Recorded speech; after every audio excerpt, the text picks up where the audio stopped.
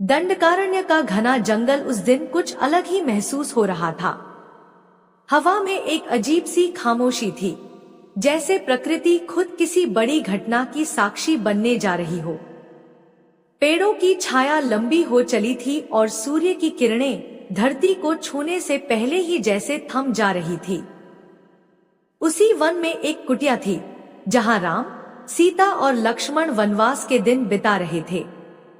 सब कुछ शांत था, लेकिन यह शांति ज्यादा देर टिकने वाली नहीं थी।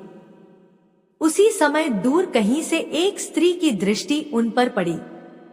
वह कोई साधारण स्त्री नहीं थी, वह थी लंका की राजकुमारी, रावण की बहन शूरपणखा।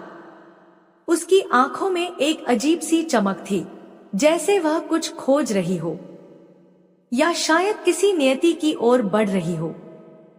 जब उसकी नजर राम पर पड़ी तो वह ठिठक गई। ऐसा रूप, ऐसा तेज उसने पहले कभी नहीं देखा था।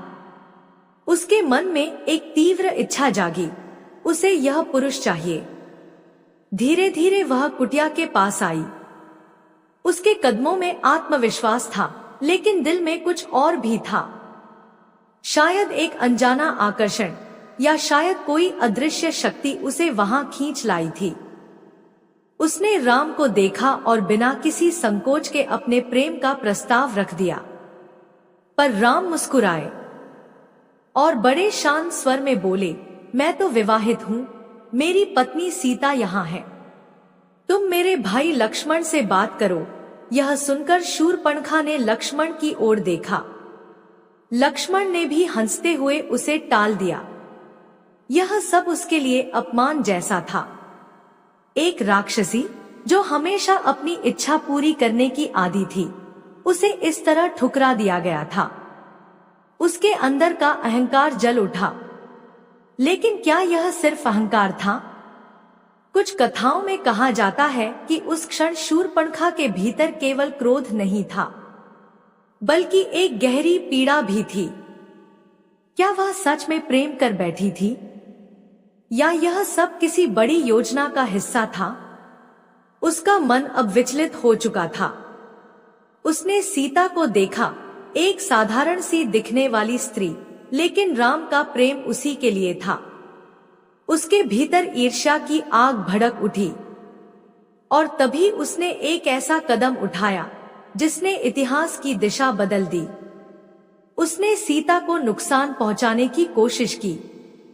लक्ष्मण ने तुरंत हस्तक्षेप किया और उसी क्षण शूरपणखा की नाक काट दी गई। खून की कुछ बूंदें धरती पर गिरी, लेकिन शायद उसी के साथ एक और चीज गिर चुकी थी, शांति। वह चीखती हुई वहां से भागी, लेकिन उसकी आंखों में अब सिर्फ दर्द नहीं था, कुछ और भी था। एक बदला, एक क्रोध, और शायद एक ऐसी आग जो अब बुझने वाली नहीं थी। वह सीधे अपने भाइयों के पास पहुंची, खर और दूषण। उसने उन्हें सब बताया, लेकिन क्या उसने सच बताया, या उसने कहानी को इस तरह मोड़ा कि उसका बदला पूरा हो सके? खर और दूषण ने तुरंत राम पर आक्रमण किया, लेकिन वे पराजित हुए।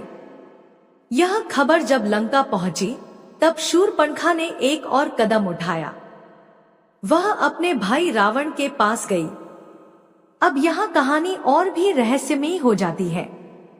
कहा जाता है कि जब शूरपणखा ने रावण को सीता के सौंदर्य के बारे में बताया, तो उसने केवल वर्णन नहीं किया, उसने उसके मन में एक आग जलाई। लेकिन सवाल यह है, क्या वह सिर्फ बदला लेना चाहती थी, या उसे पता था कि यह सब एक बहुत बड़ी घटना की शुरुआत है? दोस्तों, वीडियो को आगे देखने से पहले आपसे विनम्र अनुरोध है कि वीडियो को लाइक और चैनल बक्टिफ्लो 51 को भी सब्सक्राइब करते चले।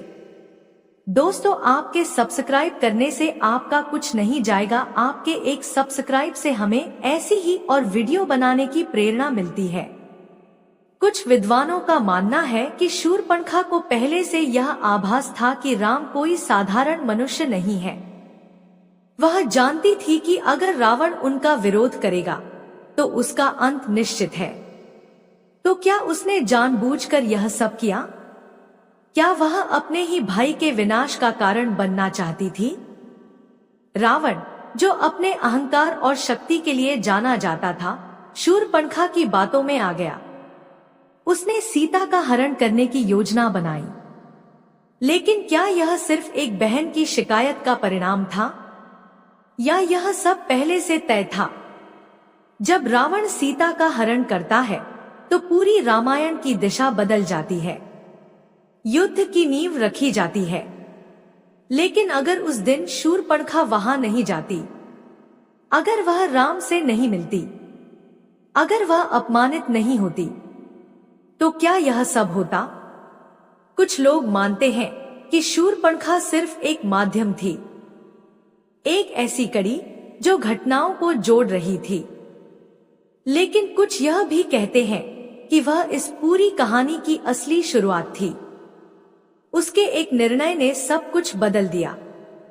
उसके अंदर का क्रोध, उसका अपमान, उसकी इच्छा, ये सब मिलकर एक ऐसी आग बने जिसने लंका को जला दिया। लेकिन क्या वह खुद भी इस आग में नहीं जली? रहस्य यही खत्म नहीं होता, क्योंकि कुछ कथाएं यह भी कहती हैं कि शूर्पणखा बाद में पछताई थी। उसे एहसास हुआ कि उसके एक कदम ने कितनी बड़ी विनाश लीला को जन्म दिया। लेकिन तब तक बहुत देर हो चुकी थी। अब सवाल यह उठता है, क्या शूर्पणखा ही रामायण युद्ध की असली वजह थी, या वह सिर्फ एक मोहरा थी किसी बड़ी दिव्य योजना का? क्योंकि अगर हम गहराई से सोचें तो राम का अवतार ही रावण के अंत के लिए हुआ था। तो क्या शूर्पणखा उस नियति का हिस्सा थी? क्या वह अनजाने में वही कर रही थी जो होना तय था? उस दिन जंगल में जो हुआ वह सिर्फ एक घटना नहीं थी, वह एक शुरुआत थी। एक ऐसी शुरुआत जिसने धर्म और अधर्म के बीच सबसे बड़े युद्ध को जन्म दिया। और शायद आज भी यह सवाल अनसुलझा है कि उस दिन असली गलती किसकी थी, शूर्पणखा की या नियति की? दंडकारण्य की उस घटना के बाद जैसे समय की धारा ही बदल गई थी। जंगल की हवा अब पहले जैसी शांत नहीं रही। हर पत्ता, हर झोंका मानो उस घटना की गूंज को अपने भीतर समेटे हुए था। शूर्पणखा के भीतर उठी आग अब केवल एक अपमान की प्रतिक्रिया नहीं रह गई थी, वह एक ऐसी शक्ति बन चुकी थी जो धीरे धीरे पूरे घटनाक्रम को अपनी दिशा में मोड़ रही थी। जब वह लंका की ओर बढ़ रही थी, उसके मन में अजीब द्वंद्व चल रहा था। एक ओर उसका घायल अहंकार था, दूसरी ओर एक अनजानी बेचैनी, जैसे उसे खुद भी अंदाजा नहीं था कि वह किस ओर बढ़ रही है। समुद्र की लहरें उस दिन कुछ ज्यादा ही उग्र थी, जैसे प्रकृति भी आने वाले तूफान का संकेत दे रही हो। लंका के स्वर्ण महलों की चमक उसके भीतर के अंधकार को कम नहीं कर पा रही थी। लंका पहुंचकर जब उसने अपने भाई रावण को देखा तो उसके शब्दों में केवल शिकायत नहीं थी, वह एक कहानी थी जिसे उसने इस तरह बुना कि हर शब्द रावण के अहंकार को छू जाए। उसने सीता के सौंदर्य का ऐसा वर्णन किया जैसे वह कोई साधारण स्त्री नहीं, बल्कि स्वयं प्रकृति की सर्वश्रेष्ठ रचना हो। लेकिन क्या यह केवल सच था, या उसने जानबूझकर उस सौंदर्य को बढ़ा चढ़ाकर बताया ताकि रावण के मन में लालसा जागे? रावण के भीतर पहले से ही शक्ति और विजय का गर्व भरा हुआ था। शूर्पणखा के शब्दों ने उस गर्व में एक नई आग भर दी। परंतु यहाँ एक और रहस्य छुपा है। क्या रावण सच में केवल सीता के सौंदर्य से आकर्षित हुआ था, या उसके भीतर कहीं यह भावना भी थी कि वह राम जैसे पुरुष को चुनौती दे सकता है? कहा जाता है कि उसी समय लंका के कुछ विद्वान मंत्रियों ने रावण को सावधान करने की कोशिश की थी। उन्होंने कहा था कि राम कोई साधारण मनुष्य नहीं है, लेकिन रावण ने उनकी बातों को अनसुना कर दिया और यह भी कहा जाता है कि शूरपणखा ने उन सभी चेतावनियों को और भी कमजोर कर दिया, अपने शब्दों से, अपने दर्द की कहानी से और अपने बदले की आग से। अब कहानी केवल एक अपमान की नहीं रही थी, यह एक ऐसे निर्णय की ओर बढ़ रही थी जो पूरी दुनिया को बदल देने वाला था।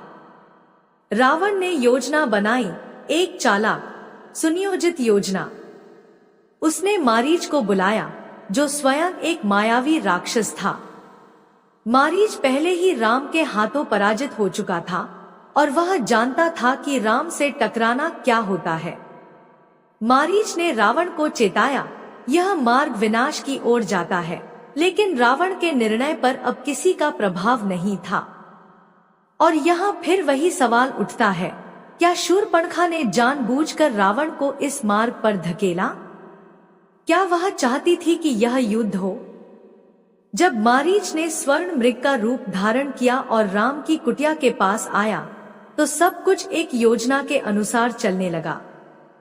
सीता उस मृग को देखकर आकर्षित हुई। राम उसे पकड़ने के लिए चले गए। लक्ष्मण भी कुटिया से दूर हो गए। और फिर वह क्षण आया जब रावण ने साधु का रूप धारण कर सीता का हरण कर लिया। लेकिन इस पूरे घटनाक्रम में एक अदृश्य धागा जुड़ा हुआ था, शूरपणखा का। अगर वह उस दिन दंडकारण्य में नहीं जाती, अगर वह रावण को उकसाती नहीं, तो क्या यह सब संभव होता? सीता का हरण केवल एक घटना नहीं थी, वह एक संकेत था, एक युद्ध का आह्वान। जब राम को इसका पता चला, तो उनके भीतर केवल दुख नहीं था, बल्कि एक दृढ़ संकल्प भी जाग उठा। अब यह केवल अपनी पत्नी को वापस लाने का प्रश्न नहीं था, यह धर्म और अधर्म के बीच की लड़ाई बन चुकी थी। इसी बीच शूरपणखा लंका में सब कुछ देख रही थी। उसके चेहरे पर कभी संतोष की झलक होती, तो कभी एक अनजाना भय। क्या उसे एहसास हो रहा था कि उसने जो शुरू किया है, उसका अंत कितना भयानक हो सकता है? दोस्तों, वीडियो को आगे देखने से पहले आपसे विनम्र अनुरोध है कि वीडियो को लाइक और चैनल बक्टिफ्लो 51 को भी सब्सक्राइब करते चले। दोस्तों, आपके सब्सक्राइब करने से आपका कुछ नहीं जाएगा, आपके एक सब्सक्राइब से हमें ऐसी ही और वीडियो बनाने की प्रेरणा मिलती है। कहा जाता है कि एक रात वह लंका के महल की ऊंचाई से समुद्र को देख रही थी। लहरें टकरा रही थी, जैसे कोई युद्ध चल रहा हो।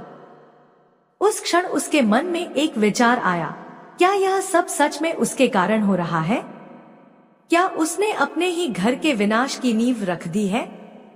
लेकिन अब वापसी का कोई रास्ता नहीं था। उधर राम ने सुग्रीव और हनुमान से मित्रता की।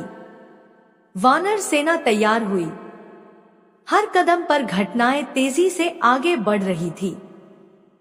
और इन सबके बीच शूरपणखा का नाम शायद कहीं खो गया था, लेकिन उसकी छाया हर जगह मौजूद थी। जब हनुमान लंका पहुंचे और वहां आग लगाई, तब पहली बार लंका ने उस विनाश की झलक देखी जो आगे आने वाला था। और उस आग की लपटों में कहीं न कहीं शूरपणखा की कहानी भी जल रही थी।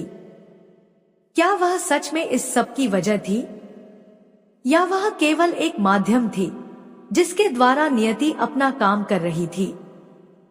कुछ कथाओं में यह भी कहा गया है कि शूरपणखा ने बाद में रावण को समझाने की कोशिश की थी। उसने कहा था कि राम से शत्रुता करना ठीक नहीं है, लेकिन तब तक रावण के अहंकार ने उसे अंधा कर दिया था। युद्ध अब अपरिहार्य था।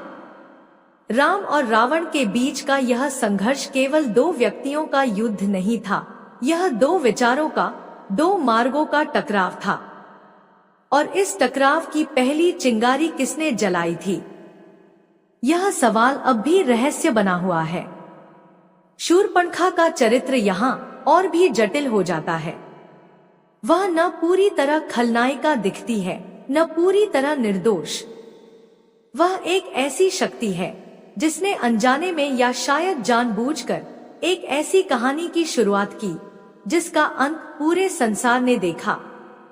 उसके मन में क्या चल रहा था, यह शायद कोई नहीं जान सकता, लेकिन उसके एक निर्णय ने इतिहास को हमेशा के लिए बदल दिया। और जैसे जैसे युद्ध नजदीक आता गया, यह रहस्य और भी गहरा होता गया कि क्या सच में शूर्पणखा ही उस युद्ध की असली वजह थी, या वह केवल उस महान कथा की एक अनिवार्य कड़ी थी जिसे समय ने पहले से ही लिख रखा था। लंका के आकाश में उस समय एक अजीब सा बोझ छाया हुआ था। समुद्र की लहरें लगातार तट से टकरा रही थी, जैसे हर टकराव आने वाले युद्ध की आहट दे रहा हो। स्वर्ण नगरी की चमक अब पहले जैसी नहीं लगती थी। हर महल, हर स्तंभ मानो किसी अदृश्य भय से कांप रहा था। इस सबके बीच शूर्पणखा के मन में उठता तूफान थमने का नाम नहीं ले रहा था।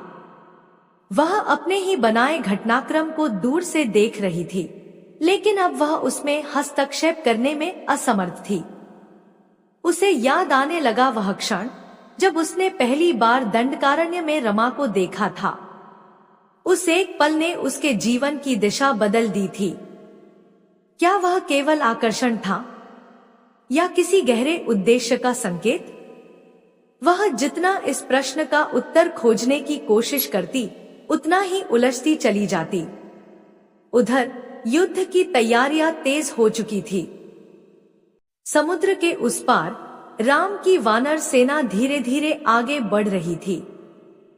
हनुमान के नेतृत्व में हर योद्धा के भीतर एक अद्भुत उत्साह था, लेकिन यह उत्साह केवल युद्ध जीतने का नहीं था, यह धर्म की स्थापना का संकल्प था। जब समुद्र पर सेतु बनाने की बात उठी, तो वह भी अपने आप में एक चमत्कार था। पत्थर पानी पर तैरने लगे, जैसे स्वयं प्रकृति भी इस युद्ध में राम का साथ दे रही हो।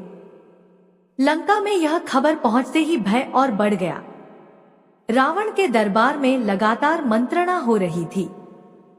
कुछ मंत्री अब भी उसे समझाने की कोशिश कर रहे थे, लेकिन उसका अहंकार हर तर्क को कुचल देता था। और इस पूरे माहौल में शूर्पणखा एक छाया की तरह उपस्थित थी, नजर आती हुई पर अनसुनी। कहा जाता है कि एक रात उसने अपने भाई रावण से मिलने की कोशिश की। वह उससे कहना चाहती थी कि अभी भी समय है, सीता को लौटा दो, इस युद्ध को रोक दो। लेकिन जब वह दरबार के द्वार तक पहुंची, तो उसके कदम रुक गए। क्या यह भय था, या यह एहसास कि अब कुछ भी बदलना संभव नहीं है? उसी रात उसने आकाश की ओर देखा। तारों के बीच उसे एक अजीब सी शांति दिखी, जैसे ब्रह्मांड पहले से जानता हो कि क्या होने वाला है। और तभी उसके मन में एक विचार कौंधा, क्या वह केवल एक माध्यम थी? क्या यह सब पहले से तय था? उधर समुद्र पर बना सेतु अब पूर्ण हो चुका था। राम की सेना लंका की ओर बढ़ रही थी। हर कदम के साथ धरती कांप रही थी। युद्ध अब केवल समय की बात थी। और जब पहली बार दोनों सेनाएं आमने सामने आईं, तो वातावरण में एक अद्भुत तनाव भर गया। युद्ध शुरू हुआ और उसके साथ ही विनाश की गाथा भी। एक एक करके लंका के योद्धा मैदान में उतरने लगे। हर दिन एक नई कहानी लेकर आता, वीरता की, बलिदान की और अंततः मृत्यु की। शूर्पणखा हर दिन यह सब देखती, और हर दिन उसके भीतर कुछ टूटता जाता। जब मेघनाद युद्ध में उतरा, तो लंका को एक नई आशा मिली। उसकी मायावी शक्तियां और युद्ध कौशल अद्वितीय थे। लेकिन जब वह भी पराजित हुआ, तो लंका का मनोबल जैसे पूरी तरह टूट गया। उस दिन शूर्पणखा ने पहली बार महसूस किया कि यह युद्ध केवल जीत हार का नहीं है, यह एक अंत की ओर बढ़ता हुआ मार्ग है। इसके बाद कुंभकर्ण का युद्ध में उतरना भी एक महत्वपूर्ण क्षण था। कुंभकर्ण ने अपने विशाल रूप और अद्भुत शक्ति से वानर सेना में हाहाकार मचा दिया, लेकिन अंततः वह भी गिर पड़ा, और उसके साथ ही लंका की एक और दीवार ढह गई। अब केवल रावण शेष था। इन सब घटनाओं के बीच शूरपणखा का मन बार बार उसी प्रश्न की ओर लौटता, क्या यह सब उसकी वजह से हुआ? अगर वह उस दिन जंगल में न जाती, अगर वह अपने क्रोध को नियंत्रित कर लेती, तो क्या यह सब टल सकता था? लेकिन फिर उसके भीतर एक और आवाज उठती, क्या यह सब उसके हाथ में था ही नहीं? क्या वह केवल एक कड़ी थी जिसे नियति ने इस कहानी में जोड़ दिया था? जब अंतिम युद्ध का दिन आया तो लंका का आकाश लाल हो उठा। राम और रावण आमने सामने थे। यह केवल दो योद्धाओं का युद्ध नहीं था, यह धर्म और अधर्म का अंतिम संघर्ष था। और इस संघर्ष की जड़ में जो घटना थी वह कहीं ना कहीं शूरपणखा से जुड़ी हुई थी।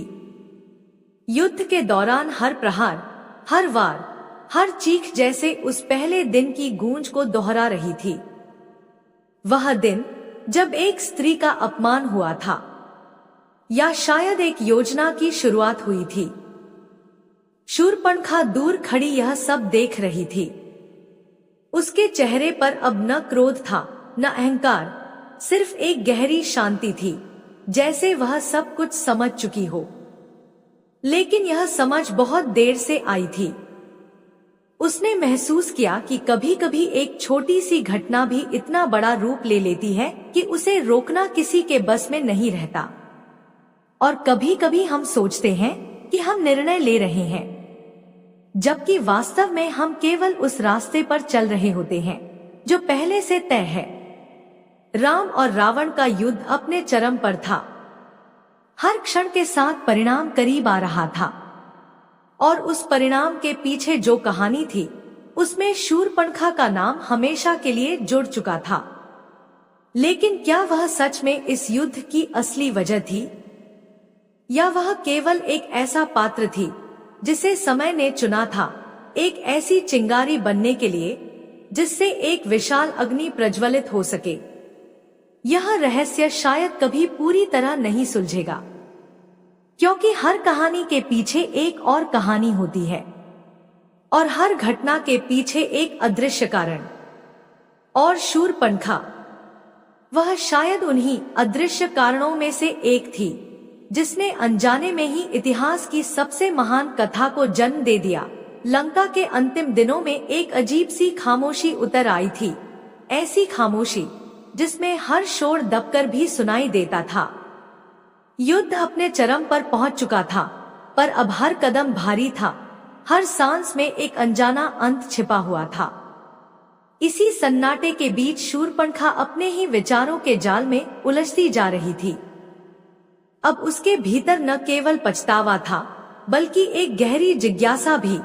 क्या उसने सच में यह सब शुरू किया था, या वह केवल उस कहानी का एक मोहरा थी जिसे समय ने पहले ही लिख दिया था? उस रात लंका के महलों में दीप जल रहे थे, लेकिन उनकी रोशनी में भी अंधकार का एहसास कम नहीं हो रहा था। शूरपणखा अकेली खड़ी समुद्र की ओर देख रही थी। लहरों का उठना गिरना उसे उस पहले दिन की याद दिला रहा था जब उसने दंडकारण्य में राम को देखा था। वही एक क्षण, वही एक निर्णय, और उसके बाद सब कुछ जैसे बिखरता चला गया। उसे महसूस होने लगा कि शायद उस दिन जो हुआ वह केवल एक संयोग नहीं था, जैसे कोई अदृश्य शक्ति उसे वहां खींच लाई थी, जैसे उसके हर शब्द, हर कदम के पीछे कोई और ही इच्छा काम कर रही थी। क्या यह संभव है कि एक साधारण सी घटना के पीछे इतनी बड़ी योजना छुपी हो? इसी सोच के बीच उसके मन में एक और स्मृति उभरी, जब उसने पहली बार रावण को सीता के बारे में बताया था। उस समय उसके शब्दों में केवल क्रोध नहीं था, बल्कि एक अजीब सा आकर्षण भी था। उसने सीता के सौंदर्य का वर्णन किया, लेकिन क्या वह केवल वर्णन था, या उसने जानबूझकर रावण के मन में एक ऐसी इच्छा जगा दी जो उसे विनाश की ओर ले जाए? रावण अब अपने अंतिम युद्ध की तैयारी कर रहा था। उसके चेहरे पर आत्मविश्वास था, लेकिन उसके भीतर कहीं एक हल्का सा संदेह भी जन्म ले चुका था। कई बार उसने सोचा, क्या उसने सही किया? लेकिन हर बार उसका अहंकार उस विचार को दबा देता। उसी समय लंका के एक कोने में शूरपणखा ने कुछ विचित्र महसूस किया, जैसे कोई उसे पुकार रहा हो, कोई अदृश्य आवाज जो उसे उस सत्य की ओर ले जाना चाहती हो जिससे वह अब तक अनजान थी। वह उस आवाज का पीछा करते हुए महल के एक पुराने हिस्से में पहुंची जहां बहुत कम लोग जाते थे। वहां उसे कुछ प्राचीन चित्र दिखाई दिए, ऐसे चित्र जो लंका के इतिहास को दर्शाते थे। दोस्तों, वीडियो को आगे देखने से पहले आपसे विनम्र अनुरोध है कि वीडियो को लाइक और चैनल बक्टिफ्लो 51 को भी सब्सक्राइब करते चले। दोस्तों, आपके सब्सक्राइब करने से आपका कुछ नहीं जाएगा, आपके एक सब्सक्राइब से हमें ऐसी ही और वीडियो बनाने की प्रेरणा मिलती है। एक चित्र में उसने देखा रावण अपनी शक्ति के चरम पर। दूसरे चित्र में देवताओं के साथ उसका संघर्ष। और फिर एक चित्र जिसने उसे रोक दिया। उस चित्र में एक दिव्य पुरुष था जिसके हाथ में धनुष था और सामने एक राक्षस गिरा हुआ था। वह दृश्य किसी भविष्यवाणी जैसा लग रहा था। शूरपणखा ने ध्यान से देखा, वह पुरुष राम जैसा था और वह राक्षस रावण जैसा। उसके मन में एक सिहरन दौड़ गई। क्या यह संभव है कि यह सब पहले से तय था? क्या राम का जन्म ही रावण के अंत के लिए हुआ था? और अगर ऐसा है तो क्या वह स्वयं उस योजना का हिस्सा थी? उस क्षण उसे एहसास हुआ कि शायद उसने जो किया वह केवल एक माध्यम था, जैसे एक चिंगारी जो केवल आग को जन्म देती है, लेकिन आग का उद्देश्य उससे कहीं बड़ा होता है। उधर युद्ध का अंतिम दिन आ चुका था। मैदान में राम और रावण आमने सामने खड़े थे। दोनों के बीच का अंतर केवल शक्ति का नहीं था, वह दृष्टिकोण का था, वह सत्य और अहंकार का था। हर वार के साथ धरती कांप रही थी। आकाश में बिजली चमक रही थी, जैसे प्रकृति भी इस युद्ध की गवाह बन रही हो। और दूर खड़ी शूरपणखा यह सब देख रही थी। उसकी आंखों में अब न क्रोध था, न दर्द, बल्कि एक गहरी समझ थी। उसे अब यह महसूस होने लगा था कि कभी कभी हम जिन घटनाओं को अपनी गलती समझते हैं वे वास्तव में किसी बड़े उद्देश्य का हिस्सा होती हैं। और शायद उसी उद्देश्य ने उसे उस दिन जंगल तक पहुंचाया था। जब राम का अंतिम बाण रावण की ओर बढ़ा तो समय जैसे थम गया। उस क्षण में अनगिनत प्रश्न, अनगिनत रहस्य समाये हुए थे। और उसी क्षण शूरपणखा के मन में एक अंतिम विचार आया, क्या सच में उसने यह सब शुरू किया था, या वह केवल उस कथा की एक छोटी सी कड़ी थी जिसे ब्रह्मांड ने बहुत पहले ही रच दिया था। उसके सामने उसका भाई गिर पड़ा। लंका का अंत सामने था, लेकिन उस अंत के पीछे जो कहानी थी उसमें एक ऐसा रहस्य छुपा था जिसे शायद कोई पूरी तरह समझ नहीं पाएगा। और शूरपणखा, वह अब उस रहस्य का एक हिस्सा बन चुकी थी, एक ऐसा हिस्सा जो हमेशा सवालों में जिएगा, जवाबों में नहीं। समय की धूल जब धीरे धीरे बैठने लगी तब युद्ध के शोर की जगह एक गहरी भारी खामोशी ने ले ली। स्वर्णमयी लंका जो कभी गर्व और वैभव का प्रतीक थी, अब टूटे हुए स्तंभों, जले हुए द्वारों और बिखरे हुए सपनों का शहर बन चुकी थी। समुद्र की लहरें अब भी तट से टकरा रही थी, लेकिन उनमें पहले जैसा उग्र स्वर नहीं था, जैसे वे भी इस अंत को स्वीकार कर चुकी हों।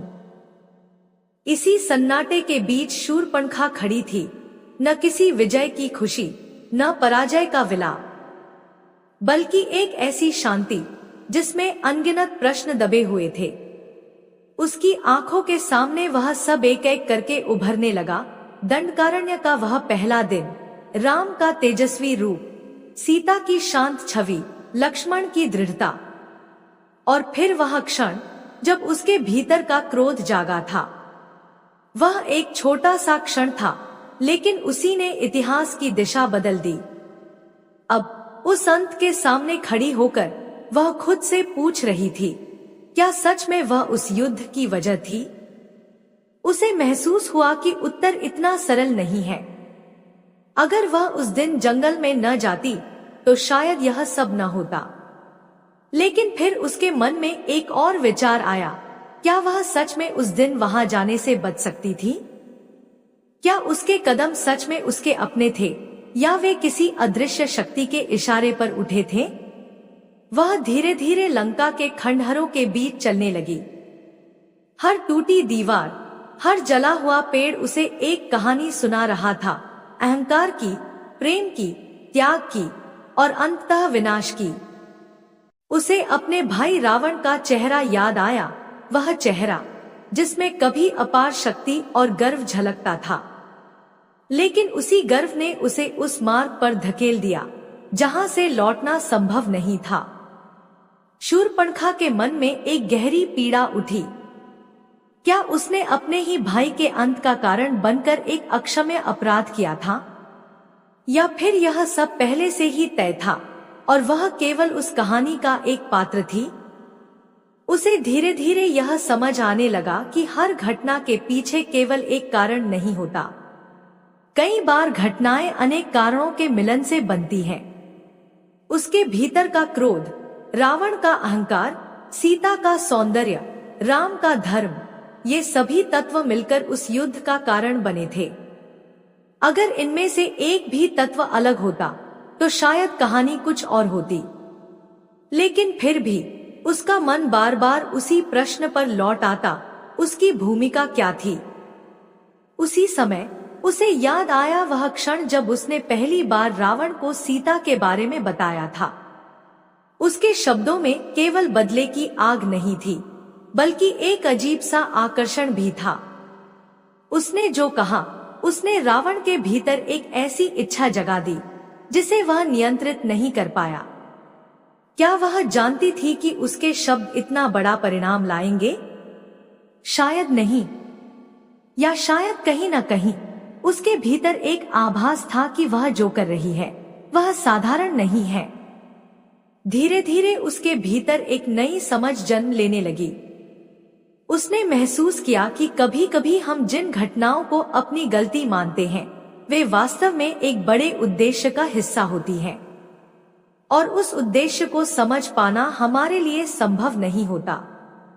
उसने आकाश की ओर देखा।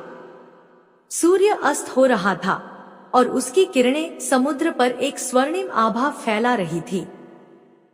उस क्षण उसे एक गहरी शांति का अनुभव हुआ, जैसे उसने अपने भीतर के द्वंद्व को स्वीकार कर लिया हो। उसे एहसास हुआ कि वह न पूरी तरह दोषी थी, न पूरी तरह निर्दोष। वह एक माध्यम थी, एक ऐसी कड़ी जिसने उस महान कथा को आगे बढ़ाने में अपना योगदान दिया। उधर राम ने अपने धर्म का पालन किया था। उन्होंने केवल एक युद्ध नहीं जीता था, उन्होंने अधर्म पर धर्म की विजय स्थापित की थी। और उस विजय के पीछे जो घटनाएं थी उनमें शूर्पणखा का नाम हमेशा जुड़ा रहेगा। लेकिन उस नाम के साथ केवल दोष नहीं जुड़ा होगा, बल्कि एक रहस्य भी जुड़ा होगा। शूर्पणखा अब लंका से दूर जाने के बारे में सोच रही थी। यह स्थान अब उसे केवल उन यादों की याद दिलाता था जिन्हें वह पीछे छोड़ना चाहती थी। लेकिन वह जानती थी कि कुछ यादें कभी नहीं छूटती, वे हमारे साथ हमेशा रहती हैं, हमें कुछ सिखाने के लिए। उसने अंतिम बार लंका की ओर देखा। यह वही स्थान था जहां से एक कहानी शुरू हुई थी और जहां उसका अंत हुआ था। लेकिन हर अंत के साथ एक नई शुरुआत भी होती है। उसके मन में अब कोई प्रश्न नहीं था, सिर्फ एक समझ थी कि जीवन में हर घटना का एक कारण होता है, हर निर्णय का एक परिणाम होता है, और हर कहानी के पीछे एक ऐसा रहस्य होता है जिसे पूरी तरह समझ पाना संभव नहीं होता। शूर्पणखा की कहानी भी ऐसी ही एक कहानी थी, एक रहस्य, एक प्रश्न और एक उत्तर जो कभी पूरी तरह स्पष्ट नहीं होता। और शायद यही उस कहानी की सबसे बड़ी सच्चाई है कि कुछ प्रश्न हमेशा प्रश्न ही बने रहते हैं और उन्हीं प्रश्नों में छुपा होता है उस कहानी का असली रहस्य। प्रिय दर्शकों, आज की वीडियो यहीं तक। आशा करते हैं कि आज की वीडियो से आपके उन सारे सवालों के जवाब मिल गए होंगे जो कि आज तक आपके दिमाग में घर बनाकर रखे थे। प्रिय दर्शकों, आज की वीडियो आपको कैसी लगी? आशा करते हैं कि आज की वीडियो आपको जरूर पसंद आई होगी। दोस्तों, आज की वीडियो आपको पसंद आई हो तो वीडियो को लाइक करें और कमेंट में जय श्री राम अवश्य लिखें। और ऐसी ही रहस्यमयी वीडियो देखने के लिए हमारे चैनल भक्तिफ्लो 51 को सब्सक्राइब करके बेल आइकन अवश्य दबाएं, ताकि आपको ऐसी ही रहस्यमयी वीडियो आपके पास सबसे पहले पहुंच सके। जय श्री राम। धन्यवाद।